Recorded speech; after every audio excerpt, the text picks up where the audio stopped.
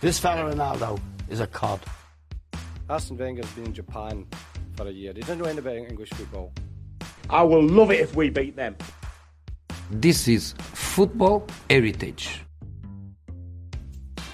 Con Giovanni, incredible. Dribble, dribble, dribble, dribble. If you don't know the answer to that question, then I think you are an ostrich. It's only been 2 weeks into the season, but the impact of VAR is already becoming evident. Hello and welcome to the Total Football Podcast. I'm your host, Declan Harte, and joining me today is Andrew Conway. Hello. Andrew, just how is VAR changing the way we as viewers watch the game, and how does it change the way the players play the game? I think as viewers, I think it's been overdone how much it is apparently changing the way we watch the game. I don't think we're really seeking out VAR. Like often, I have thought of it a couple of times in the last couple of weeks. I thought about, maybe that's something that could go to VAR, and then invariably it doesn't go to VAR. Like an off the ball incident when someone gets kicked or pushed, or was that going to be a penalty? And it's obviously not. It doesn't even get checked back, or yellow cards don't even get checked. So those aren't even being checked. So I don't think it's really changing much as a viewer. As a player, I noticed a lot more last season in the Champions League, certainly by the later stages of VAR, how players started, going over to the referee and calling for VAR. And it's happened in Germany and it's happened in Italy as well, that players have learned to kind of play the referee and play the VAR card a lot more. That hasn't come into the Premier League yet, but I imagine it's only a matter of time till it does. Well, I'm anticipating the first yellow card for aggressively gesturing the VAR signal, because apparently you get a yellow card for that in the same way that brandishing an imaginary yellow card. Oh, really? Can get you a yellow card. So yeah, I'm just waiting for that glorious moment. Yeah, there's going to be some tough lessons learned from a few players, I'd imagine, as things start to heat up in the whole VAR situation. I think it's still a learning process for everyone involved. The refs seem to be relatively on top of it, with the exception maybe Mike Dean, who is always a bit weird when it comes to VAR, which is maybe just Mike Deanisms. But every other referee doesn't seem to be too, hard pushed by it. Like, obviously, the big incident this week was to do with the Manchester City-Tottenham match, but I did kind of enjoy when, at the end of the match, some Manchester City players went up to, I think it was Michael Oliver was the referee of that match. Yeah. And Michael Oliver would just point at his headset and be like, yeah, it's not my problem. I didn't make the decision. So, that's going to change that dynamic as well. Because, remember last season was it Neil Warnock that went up and properly shouted at whatever referee it was. Yeah. They can't really do that anymore unless it is I can't even think of a scenario where it would come in unless they sent off a manager or something. Yeah, well, you're right, and Michael Oliver is right. And I've heard a lot of people say, it's abdicating the responsibility of the referee and stuff like that. But I tend to disagree with that, because at the end of the day, not to use the cliche too much, but what is the role of the referee? To enforce the rules, to ensure the game is played in a fair manner, and the result is fair, or as best as it can. And what's VAR going to do but ensure that is more correct than previously, when it was one person's opinion against everyone else's? Some say, okay, that's part of the game, that it was the referee's opinion, it was the referee's view of the game, was what was enforced. Now it's more of a committee when you have VAR and the referee both having, the final say in a lot of decisions. But yeah, it is good that it spreads the blame, because referees get far too much abuse as it is. And I'm sure that's why Michael Oliver was happy enough to say, it's not my problem. Yeah, and it's definitely going to be interesting to see how it goes throughout the season. One thing that I have enjoyed is the fact that it's not being used very often. It's happened in the Manchester City matches, just coincidentally enough, but it hasn't really come up much in the other matches that I've watched.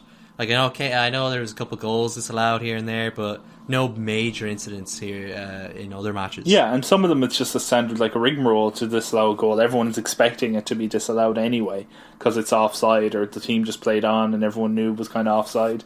And I've seen that happen a few times. What was a major decision once every 6 matches was the test case I think they did last season, with the VAR system as it is in the Premier League. So so far I think that's roughly being about correct. I think it's something near that. Obviously Man City are getting hit every week in some form or another with their matches, but yeah, it is funny that it happened with Manchester City again. Obviously they were playing Tottenham and finished a 2-2 draw, And it's just funny that it was against Tottenham last season as well that they got hit. For the late winner, was it Sterling scored a late winner in the quarterfinal? In the quarterfinfinal, yeah, and everyone thought they'd won. Out. But in fairness, Pep wasn't the happiest after the match, and it's understandable considering the dominance City had throughout the game. But at the same time, he didn't attack VAR or blame VAR for anything, and fair to say that Pochettino didn't either. He did attack Spurs' lack of trying in the match, which is not uncommon in these type of situations, and Man City probably face that more than most clubs. Yeah, it was interesting because Pep Guardiola, I think, was mentioning before the match a lot how Tottenham are the second best side in Europe just because they got to the Champions League final last year. Yeah, a bit sarcastically, one might think, but even against a side as good as Tottenham are, the third best team in England last year, the utter dominance that they shown was kind of scary and kind of worrying for the rest of the season. At this point, Man City games are becoming either the least interesting because they're just so dominant against the other team, or the most interesting because VAR comes in and messes everything up for them. Yeah, and I think Spurs were the fourth best team in England last season. Oh yeah, they were. Yeah, Chelsea. Everyone forgets about Chelsea. You gotta factor in that Champions League final. Yeah. Yeah, of course. Yeah, that probably. Well, Europa League, they actually won it. Chelsea did. That's not as good as the Champions League quarterfinal in my books. So, okay. That's not quite the equivalent. So yeah, it is an interesting. Manchester City drop points. Liverpool had a pretty good week. They not only did they win the Super Cup on penalties, but they actually have gained a 2-point advantage over their title rivals early in the season. Yeah, it's crazy that we're already talking about any points dropped is something significant in the title race already 2 matches in. But it kind of does feel that way. That I did speak to you briefly about it over the weekend, that I do feel that City have weakened their side from last season, that they do have defensive issues which were exploited on 2 occasions by Tottenham Hotspur. The Ederson, clearly, for all the greats of Ederson's play, he's a fantastic footballer. I think he's very good at his feet. Barely anyone can be better than him at his feet. His distribution's fantastic, probably the best in Premier League for a goalkeeper. But his shot stopping, it always, and it seems to be always against Spurs as well, always seems to let him down. That is truly the difference between him and Alisson. I trust Alisson to save a shot way more than I would Ederson. Yeah. Obviously Bravo had that one season at City where he was playing most of the games and he was like a ghost in goal. Yeah. I wouldn't say Ederson is that bad, but that Lamela shot was really poor. His positioning was just terrible, and most goalkeepers at any decent level should not be letting a shot in. It was a tamely hit shot, not quite in the corner. It was from far out, so you had plenty of time to see it. I don't think there was anyone in his way either. So, Kane was kind of there, but yeah, I get what you... A professional goalkeeper at that level, that is elite level, should not be making that mistake. It was weird because he kind of made his body as small as possible, which is the opposite of what you'd want your goalkeeper to do in that kind of situation. He kind of congealed himself into a sideways position as the ball went past him. It's what are you doing? It's just bad goalkeeping.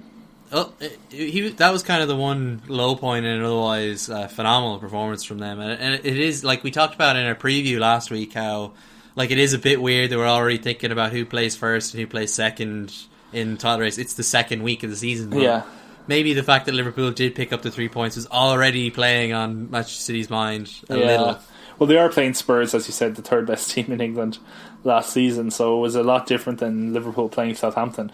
Though they did do well following their ground out penalty shootout win in Turkey on Wednesday night and coming back and having to play on Saturday right away against Southampton, and it wasn't an easy game for them by any stretch of imagination. Southampton played well, and there is some injuries at the back for Liverpool, most notably Alisson is out injured, and Adrian stepped in again, maybe not as impressive as he was during the Super League or Super Cup final.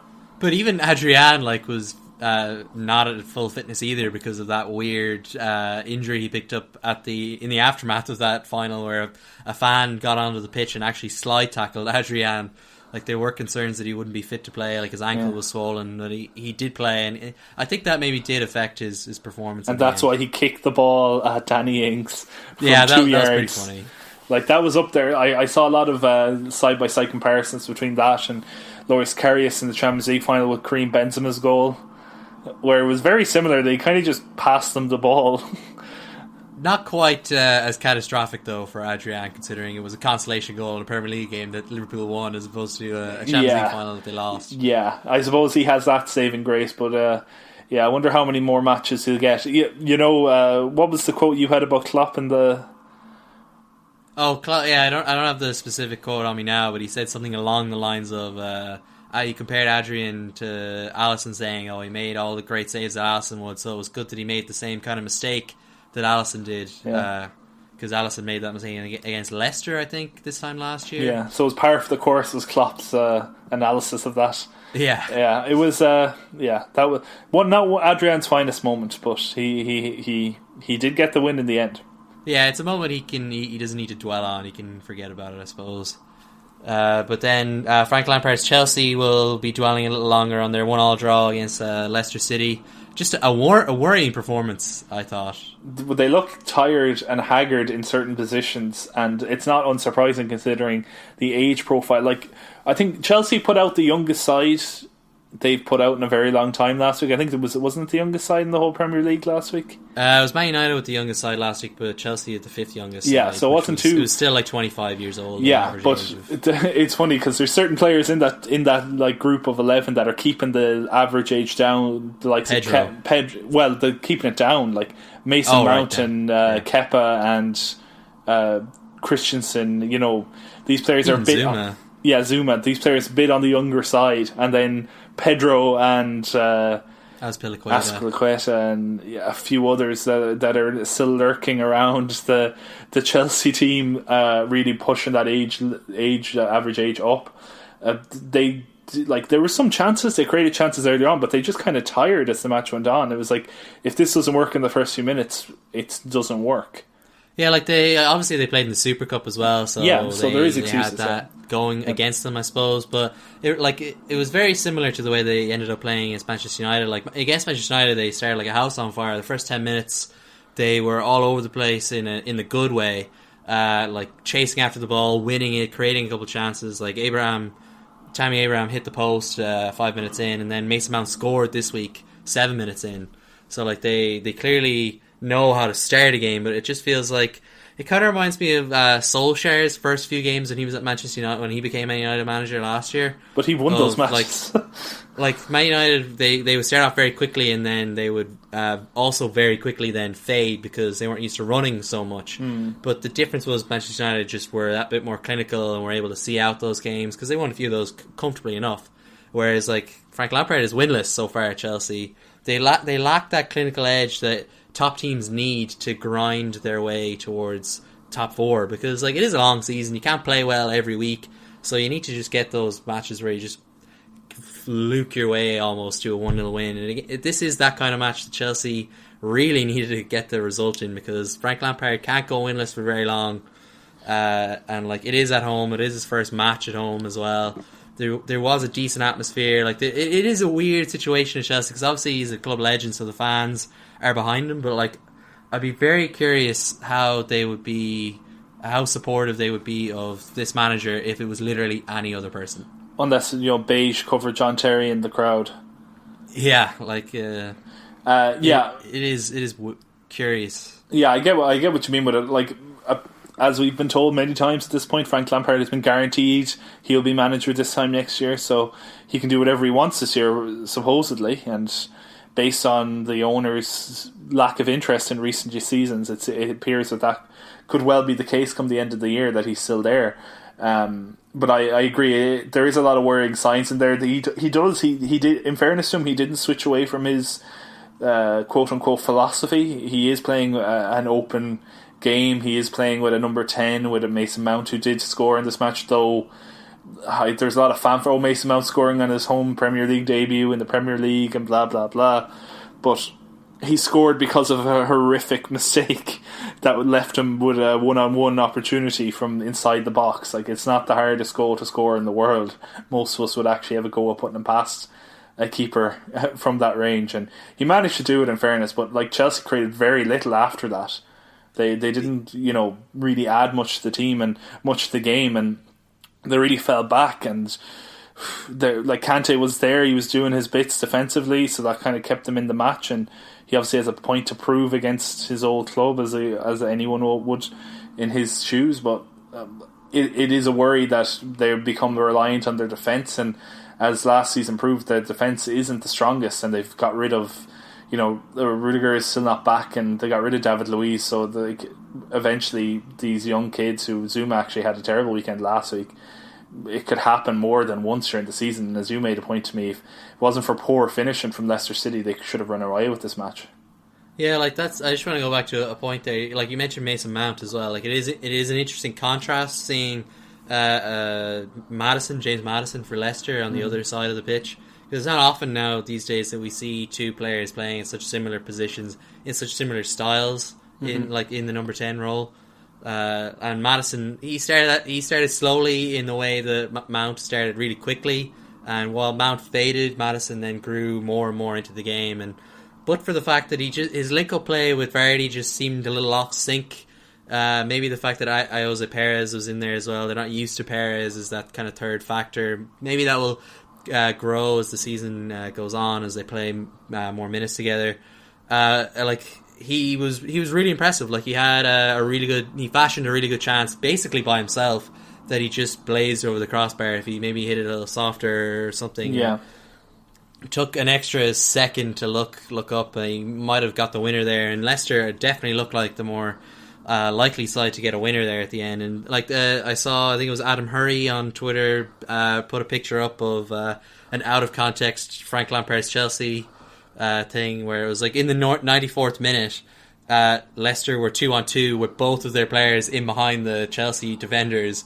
I obviously didn't lead to a goal, but they're the scenarios that they are ending up in, and they just look like they can be picked off so handily on the counter-attack if you have any bit of competency about yourself. And there are a lot of teams in this league that both are set up to counter-attack against regular sides, but especially love to counter-attack against the bigger sides, and especially away from home. Stamford Bridge is such a quick turnaround from one end to the other, because it is the smallest, or one of the smallest pitches in the Premier League, so you can get those opportunities very quickly in the team.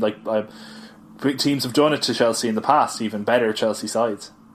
Yeah, I can see that being a real issue. That is the big test for Lampard, for him to fix, because midfield should be the part that he knows the most about. He was a great midfielder as a player, scored so many goals for Chelsea from midfield, and played a part of many league-winning midfields. You would think that he would know something or two about having a solid defence. Very seldom did he play in defence, though. Or a solid defensive block, and he played alongside Makelele. Yeah, no, he played in very defensive teams at club level, no doubt. Under Mourinho, under various other Chelsea managers, but it doesn't seem like he. I presume that this problem will be fixed, but for a team that doesn't leap out with pace, they are playing a very expansive game, which obviously leaves those gaps in between layers of the field. So there's gaps, as you said, where Maddison occupied against Chelsea on Sunday, that he was just kind of playing in between the lines, and there was no one covering them because they're all turned the other way trying to attack, even if they didn't have the ball. So they need to become more compact. I think it's very obvious where the problem is, and it's a case for Lampard to fix. How does he maintain his open forward philosophy of playing progressive football while also maintaining some sign of solidity in midfield and defence? Maybe it's a point he's trying to prove, that his team can play a bit differently, but as you say, if other teams are just watching the last couple of games Chelsea have played, if they want to play a counter-attacking game, just hold back, and Chelsea will eventually not let them through. You're relying on genius of the likes of Pulisic, who hasn't come through with it yet, or the old guard in Pedro or Giroud to actually do something in the match. And if that doesn't work, then Chelsea are there for the taking. Yeah, and just the final point that I want to make on this is last season they had Maurizio Sarri as manager, who at Napoli was well known for his expansive attacking style that saw his Napoli side score a lot more than any other side in Serie A, except for Juventus, obviously. that was a team, like he's a manager with a record of getting his teams to score goals. But even his Chelsea side scored, like they lacked goals last season, despite having Gonzalo Higuain and Alvaro Morata as well for the extra 6 months both sides of January. And they're two, well, sure, they didn't perform very well. That was indicative of maybe the players around them as well as their particular morale and confidence at the club. And like Sarri couldn't get a tune out of them. He couldn't get a tune out of pretty much any of the attacking players except for Eden Hazard, who had a pretty good season, but Eden Hazard is not there anymore. And sure, they brought in Christian Pulisic in to replace him, but like Pulisic didn't really look like he was going to step up to the plate yesterday, grab the game by the scruff of the neck and get that winner. And Lampard doesn't have that experience, or not an experience, he doesn't have that CV, I suppose, of scoring, getting his team to score goals in the way that Sarri did. So I wouldn't expect him to be able to get this poor Chelsea side to score more goals than Sarri could last season, if you get me. Yeah. So that would be a concern. Like I really do not see them scoring a lot of goals this season, and it is because of that they need a solid defence. They need a solid midfield block to be able to cover the defence from counter-attacks, and they just look so open that it could be a really long season for Chelsea this year. Yeah, like I still have hope for Pulisic to pull something out to kind of help with that, but yeah, I can see definitely where those problems lie. Like it's problems that have persisted, that they've always had an over-reliance on one player or maybe two players. If you go back to Diego Costa with Eden Hazard when, the Mourinho season. But yeah, those dependencies have now vacated the stadium, so the Stamford Bridge is without a lot of goals, so we'll see where they can get them between now and the end of the season. And then just to wrap up in the news, the European transfer market is still open across the continent, even though it's maybe closed in England. So we're still seeing a few deals. Philippe Coutinho was announced this week. He's been shipped off. English is difficult. He's been shipped off by Barcelona there on loan to Bayern Munich, and this feels kind of like a bad move for all parties, to be honest. Well, Bayern, did you see the Instagram post that announced it? Was so odd. It was just a picture of Philippe Coutinho coming on as a substitute for Barcelona, I think in pre-season. And it's like, that's so, and just saying Philippe Coutinho has signed for Bayern. Yeah, like obviously he cost Barcelona a lot of money. Like this is one of the most expensive signings in world football, and he's just not done anything for the club at all. Like I can't really remember any standout moment that he had. I remember he scored one really good goal in a really innocuous Barcelona match that I think they lost anyway. Yeah, he had moments where he passed and he interchanged well with Messi, but he was the wrong man in the wrong position, I think, at the wrong club. He was never really what they needed at the time, and he would just be coming in and replacing. Like, he didn't really have a role in the team. The team doesn't play a style of football that suits Philippe Coutinho. It doesn't play with a traditional 10. It doesn't play with the kind of protected attacking, like, second striker position that Coutinho can also play. So he was without a position in the team, and that kind of the writing was on the wall the whole time. Like, unfortunately for him, he's going to Bayern Munich, who are in also a bit of a heames of a condition after losing Robin and at the end of the season last year, and he's now the new number 10. He's taken Robin's number, but apparently he's going to come in and play in the James role from last season, which... Yeah, that's what's so strange to me. Like, I don't see Coutinho as being a significantly bigger or better player than James Rodriguez, and James Rodriguez didn't really do that well last season. He had a good first season with Madrid under Jupp Heynckes, or at Bayern under Jupp Heynckes, but with Kovac... Maybe it was Kovac, maybe it was Rodriguez, maybe it was a bit of both, but I just don't see Coutinho coming in and doing much better than Rodriguez did last year. Yeah, like, it's funny saying it, but like, Kovac's hanging on for dear life. If it wasn't for Borussia Dortmund throwing away everything last season, like, there was no way that guy would still be at the club. But he's adjusting the team to play a bit more the way he wants to play. But I'd say the writing's on the wall for him to depart before the end of the season, and maybe Bayern to have a better think about who they want to actually manage the club in the longer term, rather than go for these parachute, short-term fixes that I think they've had since Pep was there. They tried to do something with Pep and obviously didn't want to keep him, or he didn't want to stay long term. But since then, they've just had Ancelotti, and then Jupp was in for a while, and now they've got Kovac or Kovac. Is it Kovac? I think it's Kovac. Kovac is in, but like I don't know where they go to next. Like maybe the likes of Jurgen Klopp could be his name, because it's been touted before, but could come in and actually do a more long term job, because it's something that Bayern have been lacking. They don't have this kind of vision of play. They haven't had one really since like Louis van Gaal and latterly Pep, who kind of caramelized, or whatever you want to say, Louis van Gaal's initial team and turned it into, you know, this machine that was all powerful, and that's why they're on. How many consecutive league titles are they on now? 6. Yeah. I think this would be their 7th. I think they've won 6 in a row. Yeah, like that's utter dominance, but it's kind of null dominance just by buying the best players in the opposition teams and making them worse off. That's kind of how they've done it, and the Philippe Coutinho doesn't seem like a thing that's going to fix or change any of that and be more progressive in the future. Yeah, it's another short-term signing in a very short-termist thinking kind of period for Bayern. But then Inter Milan are being linked heavily now with Alexis Sanchez after their attempt to sign Edin Dzeko failed. Of course, Edin Dzeko and Alexis Sanchez, very similar players. Why? Like they've signed so many players over, you know, I suppose, like, in fairness, like, what's going on with Insigne? Do you mean Icardi? Icardi, sorry. Insigne's at Napoli. Icardi has basically been told he needs to leave the club. But they've got a week or 10 days to sort that out, and I don't know what's going on there, because obviously Lukaku's been brought in to replace Icardi, and this Dzeko move would have been a backup move, but yeah, he would have been like a plan B option to use off the bench. So Sanchez is Perisic? I don't know. Yeah, because Perisic is another player that's moved to Bayern Munich, which I know again feels like a short-term signing, but only because they couldn't get Leroy Sané due to that injury he suffered in the Community Shield. Yeah, but 31-year-old Perisic had a big money, and Coutinho had a big money. Like, but Bayern are just using their huge, like, financial reserves to kind of waste money by the looks of things, and Inter don't have those huge financial reserves. I find it very bizarre that they're able to make these moves and try and sign these players. Like, it'll probably be a good move for everyone involved except maybe Inter, because Alexis Sanchez, apparently, what was it you were telling me, that they've agreed personal terms apparently?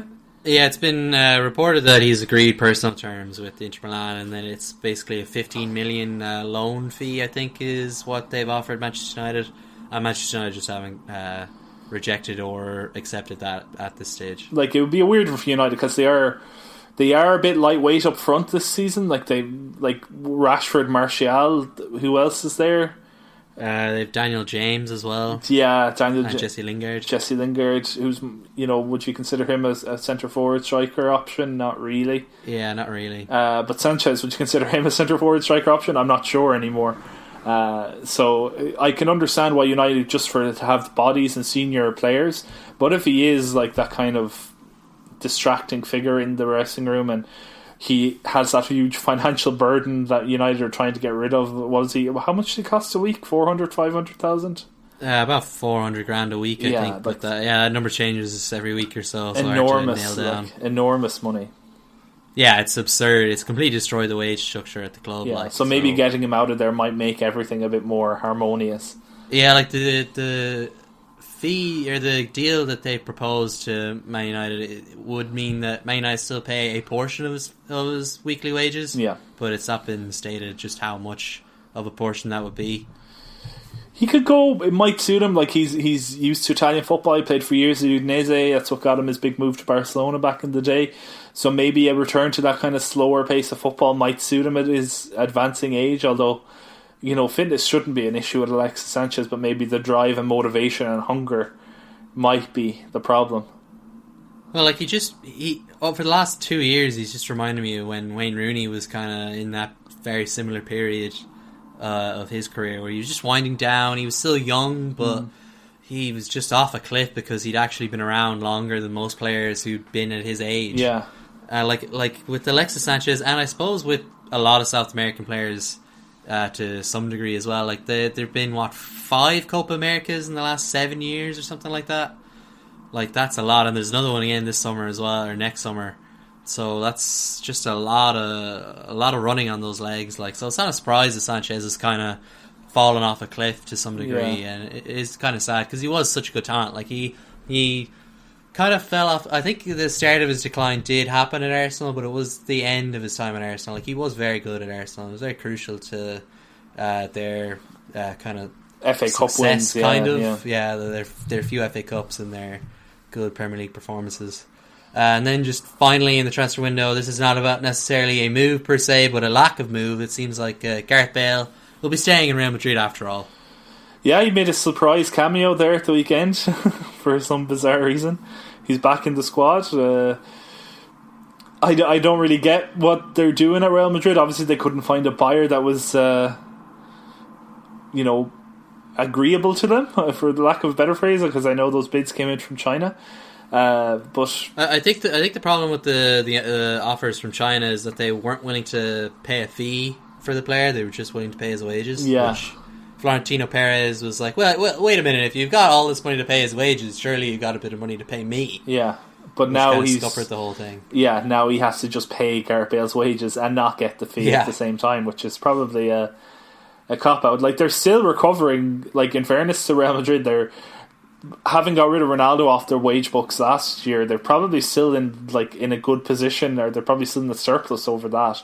So they can afford Bale, but yeah, it would have been a good idea to get him off the books this year, because his value's only diminishing and those wages aren't going anywhere.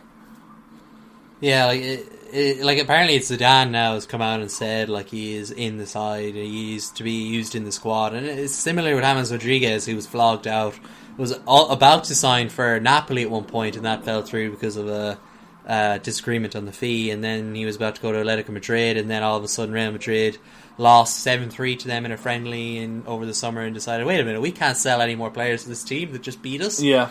So they've got two players there that Zidane doesn't really want, but they're kind of just stuck with them, and they've got injuries in the side, and it's kind of forcing Zidane to actually use these players. I know, it's as if, he long-term thinking, and then ostracising players, should go hand in hand, but they don't at Real Madrid. They just do whatever they want and then have to completely go 180 the following week.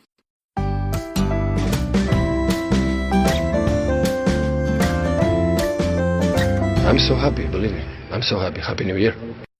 The game's in a really poor state for people diving, feigning injury, all sorts. And I just found it peculiar. I was at a Premier League meeting a couple of weeks ago, and they actually told us the worst that can happen is a yellow card. And I said, well, so that means basically every player in the Premier League can cheat at least once a game. So have you ever thought about that? Because I said, I don't know another professional sport, or a sport for that matter, where they actually tell you can cheat once a game and you just get a warning. I've never heard of that ever in any other sport. Yeah, really simply, just ban them. Yeah, it'll be out of football within a month. Because if you're a manager, why would you want to lose your best players? If, by the way, it is your best players that are doing it. It might not be your best players, but the point is, why would you want to lose players over which actually, when you think about it, is a bit of a silly thing, really. But it's grown into not a silly thing. It's grown into a level where it's every week now. Following his Burnley side 2-1 defeat away at Arsenal on Saturday, Sean Dyche was asked about diving and simulation. He has been a very vocal critic of its widespread occurrence in the game, but his side have also been criticised for the rough approach to tackling and pressing. Should referees be looking to send off divers, or should they actually be offering more protection to them? It's a long, complicated story. I think, personally, Sean Dyche has been beating this drum for a long time. I remember when he was back at Watford in the Championship and he was having a go at players doing it back then. He probably has been doing it since he was a coach at Chelsea. Who knows how long he's been at it, but it felt like a bit of an excuse or a distraction away from his own side's performance at the weekend. Like, they did manage to get a goal back against Arsenal, but beyond that, they showed very little. They were pinned back a lot, and it was more reminiscent of the performances of Burnley latter half of last season, where they were showing a lot of relegation-ish form. And I think it's a distraction tactic from Sean Dyche, and he's been at it for a while with those type of the foreign players coming here ruining our game type of stories, and he's the last bastion of that currently in the Premier League. I would say there's no one else really like him of his ilk that are practicing management in the Premier League at the moment. So that aside, I think with diving, it's not as endemic, I don't think, as it ever is put out to be. Like, how often how often is diving a massive issue in modern football now? When we actually were to sit down and analyse it, like especially in the Premier League, where I think it's the least bad country for diving in terms of the European major leagues. When's the last time you remember a really obnoxious dive that wasn't punished either directly there and then or after in the following weeks, where that player would not get free kicks or would be considered a diver, labelled a diver for weeks or months to come?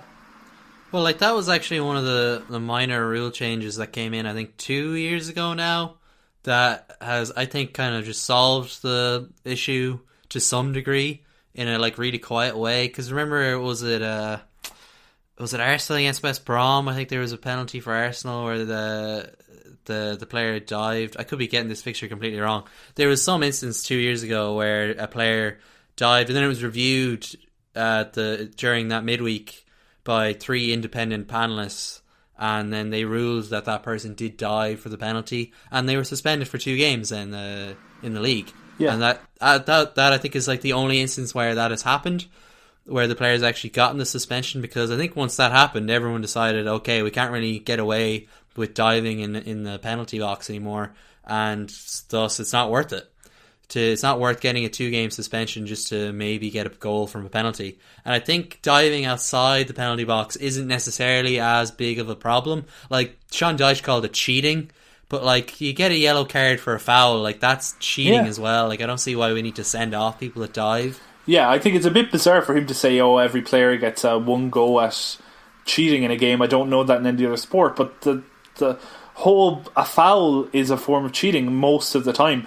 You do get unforced errors, you do get unforced fouls where something happens by accident, but I would say 80% of the time most fouls are intended. You're trying to bring a player down. Look at João Felix over the weekend, where he ran from one box to the other and eventually winning a penalty.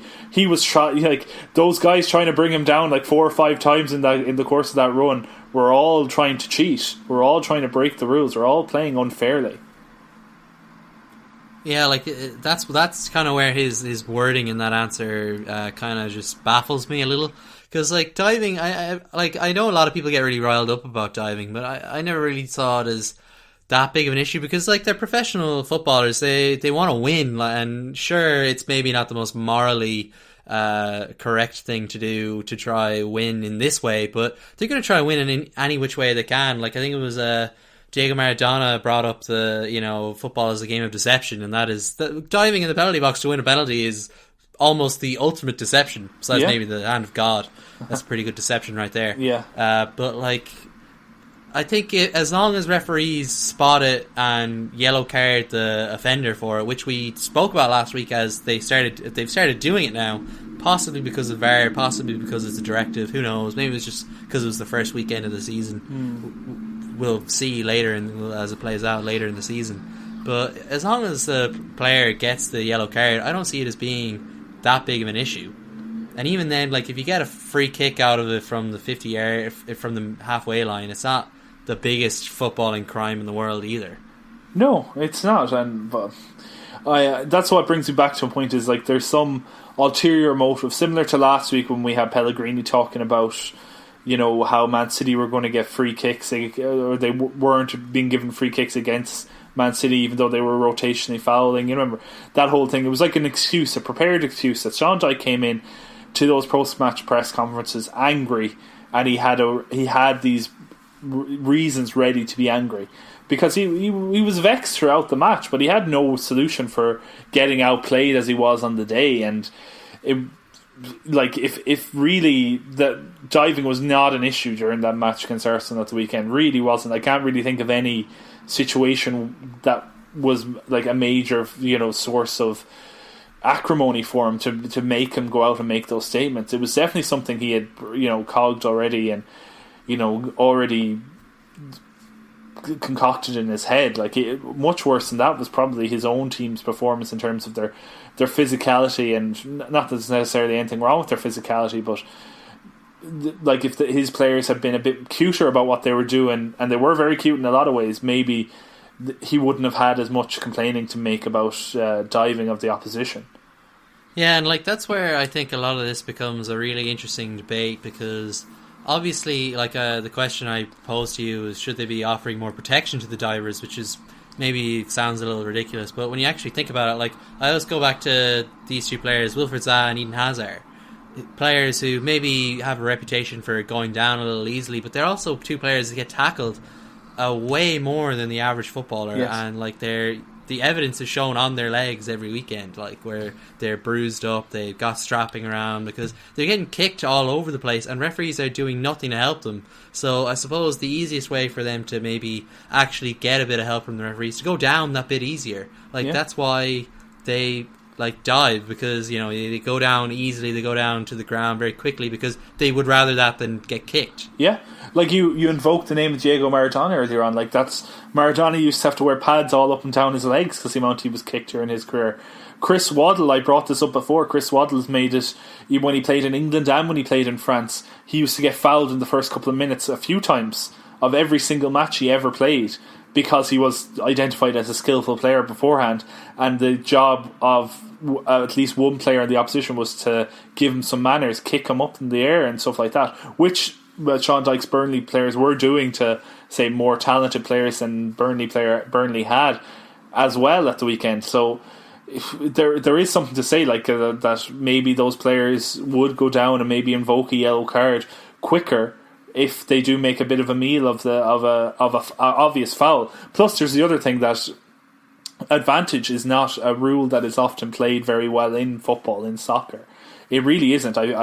It's much better employed in other sports like rugby, where an advantage is clearly given and clearly taken away by the referee, and it's announced to the team. Like there is the referee pointing and say giving an advantage, but it very seldom goes back to a yellow card unless it was really obvious that it was deserving of a yellow card. And you know, in football, a lot is let go because of that, and I don't necessarily agree with that. I think a lot of things could be brought back because, you know, players don't necessarily go down as easy and they don't make a meal of it, so the offending player doesn't get disciplined for it or brought back or spoken to, even let alone a yellow card. Yeah, like that is actually, I think, an interesting point because like I think referees are fairly good at like, sure, the advantage doesn't lead to anything and the team doesn't get anything for it. That can be frustrating, but I think referees, generally speaking, are good at going back to the offending player that caused the advantage and actually giving them the yellow card. I feel like they've gotten good at that over the years. So, but that's interesting because, like in rugby, like just to use that example, like advantage can last for ages. Yeah. Which I suppose is maybe just because that's how the two sports are played. Like in rugby, it's very like they go through their phases and all that, whereas in football there isn't really phases in that same way. There's just the one attacking phase. Yeah, it's continual play. Phase yeah. Again. Yeah.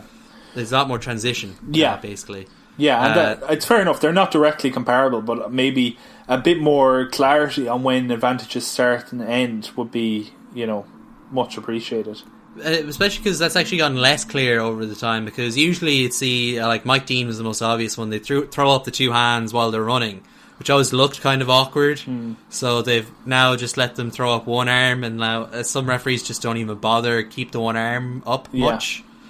And like they just kind of decide in their own head when advantage is over and when it's not.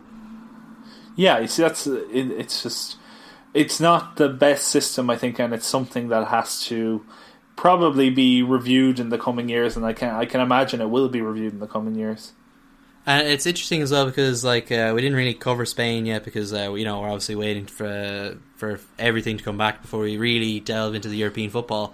But Luka Modric was sent off for Real Madrid, his first straight red card, I think it was career perhaps, but definitely Real Madrid anyway, against Celta Vigo on Saturday, where he kind of stood on the Achilles of his opponent, and like looking at it, you're thinking, well, is this like an orange card? Yeah.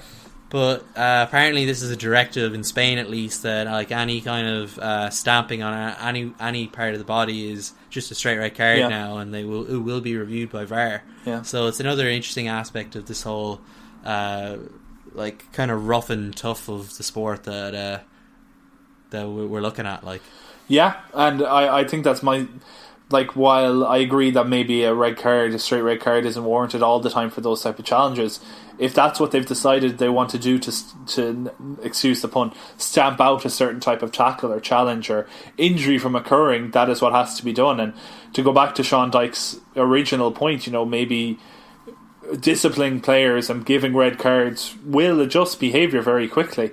It'd be funny if suddenly that the rough and tumble type of game that Sean Dyche teams like to play might start being picked up on more as a result of his comments. We'll see in the coming weeks. Yeah, it certainly would be ironic if it's actually his style of play that gets is detrimental or becomes detrimented. Is that a word? I don't know, but he does, like, his teams do flirt the lines of breaking the rules, because like what's the name of the centre forward that I always forget the name of? Ashley Barnes was messing around the whole match against Arsenal. He would put, like, it was part of his game. It's part of what he does as a centre forward. He's not a speed merchant. He's not a 30 goal a season player. He's a guy that gets goals when he has the opportunity, but also makes himself a nuisance for the majority of the match. And he was pushing and shoving and kicking and probably getting his own fair share back as well from the Arsenal defenders during out the whole match. And then at the very end, and I presume this is the bit that probably got the blood boiling of Sean Dyche, at the very end, Kolasinac ran to kind of push with Ashley Barnes, kind of shove him, and he picked him out that he knew what he was going to do, and Ashley Barnes reacted and got a yellow card for pushing back. And it was coming the whole match, but it was a clever, cute bit of play from the Arsenal player, which was something if one of his players had done, he probably would have applauded.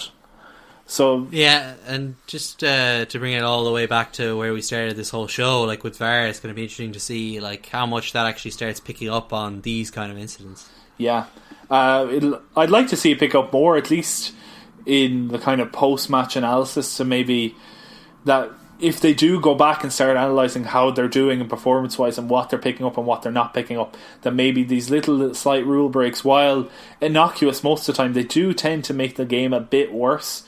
Like, it could be the Burnley, off the ball fouls, or just little nigs and pushes and like little stomach punches and stuff like that.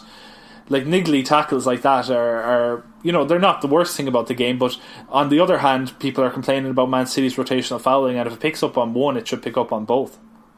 Yeah, I would agree with that. It's that kind of fouling, like it feels like it is the next evolution of where we go and like pick up on the rules, because obviously the handball rule has been kind of flagged up this week because of the Man City incident, and the offside rule was flagged up last week because of that other Man City incident. Yeah. So it's interesting that all these rule changes are kind of being, or not rule changes, but these rules are being analysed because of Man City. But yeah, Burnley I think are another side that we could throw in with Man City there for that kind of fouling. Yeah, definitely. To maybe be looked at. Through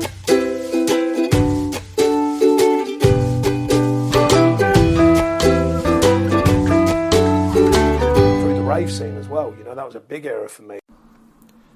When I was getting ready to look ahead to the fixtures this week, I was actually slightly concerned that it might be an international break, because there is one in September. No. But don't worry, Andrew, my fears were pointless.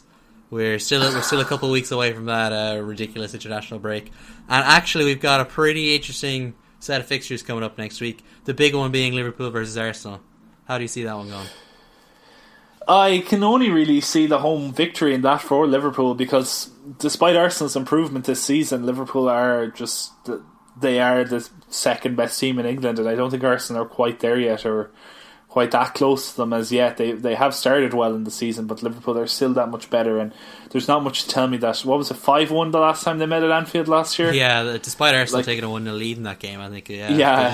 Maitland-Niles with his first goal and celebrating like mad, and then they lose 5. Imagine scoring your debut goal at Anfield, being 1-0 up for a relatively strong team, and then losing 5-1. Yeah, it's pretty. Like Liverpool-Arsenal, I think, has been the fixture that I always look forward to the most in the season, because why is that? It feels like they have the craziest matches over the years. They do have entertaining matches. We've had 4-alls, we've had 3 goals in stoppage time on at least 2 occasions. There was the 3-all draw at the Emirates at Christmas a couple of years back as well. There's the 4-3 on the opening day. There's the There was another 3-3 draw with Olivier Giroud scoring a late goal. There was some defender. Kyle Naughton ended up playing striker for Jurgen Klopp at one point. There was going back to Andre Arshavin scoring 4 goals against Arsenal, or against Liverpool at Anfield while they're going for the title back in 2009. This is a fixture that throws up crazy games, especially at Anfield. But also I feel like Arsenal's record at Anfield is pretty dreadful in recent years. Well, just the Brendan Rodgers and the last season kind of really strike home with Arsenal, that they don't go there and get results.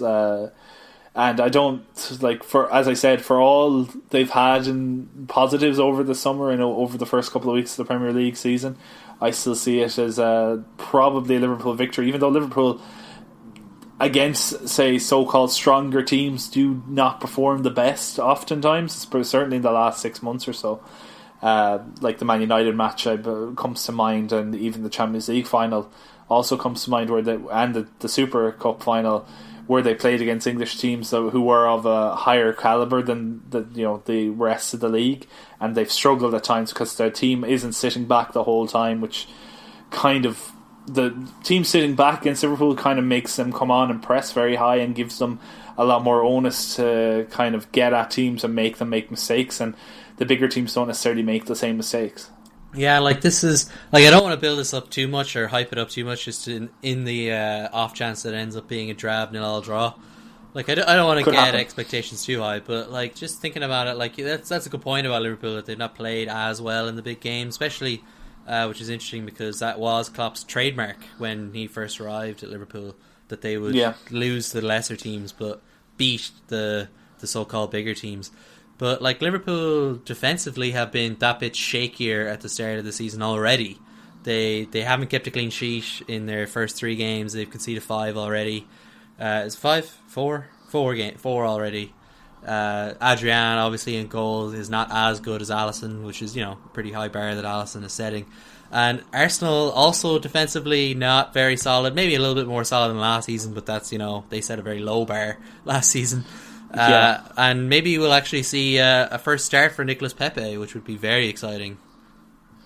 Away at Anfield, away at a big team, it's due for a start for him, although the young fella Reece Nelson has done okay at Arsenal, but he is very raw and very young, and he did get subbed in both matches. But it'll be interesting to see if Pepe does get a start, because they will put him up against Andy Robertson, and you'd be like, Andy Robertson hasn't been tested since probably playing when Man City last season was the last time he was tested on his side of the field. Maybe against Barcelona.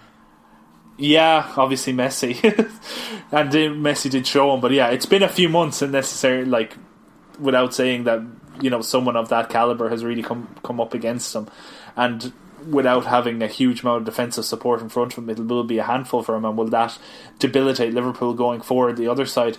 Their defence has been a bit shakier, but I think that comes a lot from trying to reintegrate Oxlade-Chamberlain to the starting lineup, who is a little less defensively disciplined, and obviously having Alisson out makes their goalkeeping a bit, more suspect, as one of those goals that you just spoke about would not have gone in if any other keeper in the world probably was playing that match, because it was a ridiculous mistake that it would not be repeated often.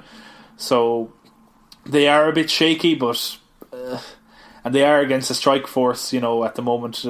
Aubameyang just keeps on scoring goals in every match, and Lacazette's also scoring for Arsenal. Ozil might be back for his first start of the season as well, which, if you get Ozil on a good day with those two in front of him playing firepower, with the creativity and kind of wild card that Nicolas Pepe could provide, and with the kind of balance whoever they put on the left hand side as well, it could be open for a lot of attacking prowess from the Arsenal players. The only problem with all of that being said is that Arsenal still have an unreliable, inconsistent, and at times messy defence behind all of those players. Yeah, and it is interesting because Unai Emery had actually kind of a funny quote this week, I think it was after the Burnley match, saying, "For us, we don't want to play against Liverpool ever. We prefer not to play against them." Which kind of, I think, emphasises, I think a little bit of that is trying to build up your opponent to maybe knock yourself down a little, just to kind of set expectations a little bit. And I don't think he's being 100% serious, but I suppose it does show, this is a quality Liverpool side. getting points against them is going to be difficult for anyone, let alone a side as good as Arsenal. Yeah, absolutely. He was just fielding one of those standard questions of, is this a good time to play Liverpool, given that they're early in the season, they're not playing that well. They've played a lot of matches already in pre-season and in the start of the season, like at least 2 more matches than Arsenal play competitively. Is this a good time to face them? And it's like, there's never a good time to face Liverpool. I never want to play Liverpool because they are one of those top teams. You don't necessarily want to play a top team if you're not a top team as well, and Arsenal aren't at that level yet. And then it is also interesting that they once again play before Manchester City. So if they do beat Arsenal, it'll be a chance to go 5 points clear of Man City already this early in the season. Because they go away. I do wonder, will things should be stabilise? fair as a fixture they seem to always win comfortably enough. Generally, but there's a Bournemouth have surprised a few this season. They've surprised me certainly, but the way they've been playing. But to bring it back to the kind of title race, if we're going to call it that already. There is an opportunity for that. I do wonder whether things will stabilise, whether things will, go back to a kind of norm where teams can drop points at the beginning of the season or the middle of the season and it not matter as much. I don't see this being another 100-point season or near 100-point season for one or even 2 teams. I expect the league champions to be in the 80 points, somewhere in the 80s. But for that to happen, a lot of points will have to be dropped between now and the end of the season. So I wonder, will this kind of psychological block on these teams of the world, everything meaning you cannot possibly drop points, is that how Liverpool are going to approach this match? Is that how Man City are going to approach their match against Bournemouth? Yeah, I feel like that kind of mentality can almost end up with you getting paralysed by the fear of dropping points, and it inevitably leads to you dropping more and more points than you probably would have anyway. So, which I think is what happened to Liverpool last season when they were leading the league, if you remember.